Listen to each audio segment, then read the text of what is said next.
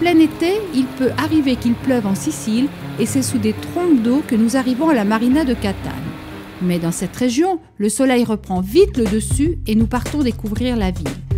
Catane, c'est la deuxième ville la plus peuplée de Sicile après Palerme, mais surtout, elle est située à 28 km de l'Etna, qui l'a détruite pas moins de 11 fois suite à ses éruptions.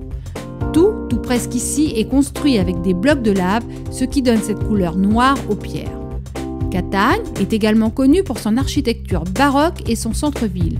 Elle fut envahie et influencée par les Grecs, les Romains, les Arabes, les Normands, et c'est un véritable patchwork d'architecture, une ville multiculturelle.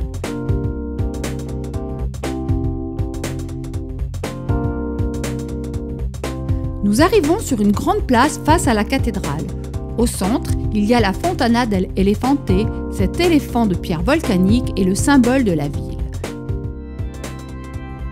La cathédrale est dédiée à Sainte Agathe, patronne de la ville. Cet imposant édifice baroque intègre des vestiges romains et repose sur d'anciennes thermes romaines.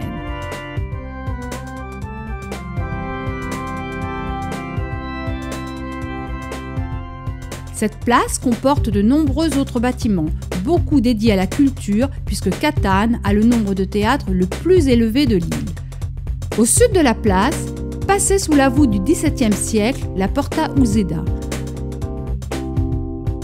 À voir également la fontaine del Amenano, une fontaine alimentée par les eaux d'une rivière souterraine. Et voici le réputé marché de Catane, à la fois coloré, odorant et animé. Son atmosphère est restée pratiquement inchangée depuis des centaines d'années.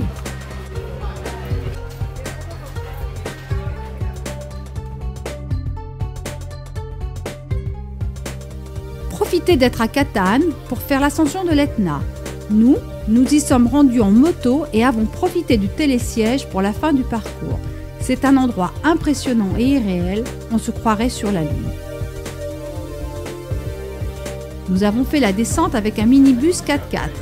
Avec cette visite, on comprend mieux l'influence qu'a le volcan sur la nature de la région et pourquoi il alimente les croyances des habitants.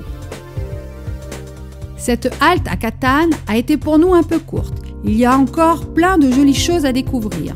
Pour cette grande ville, prévoyez un séjour de plus de 3 jours.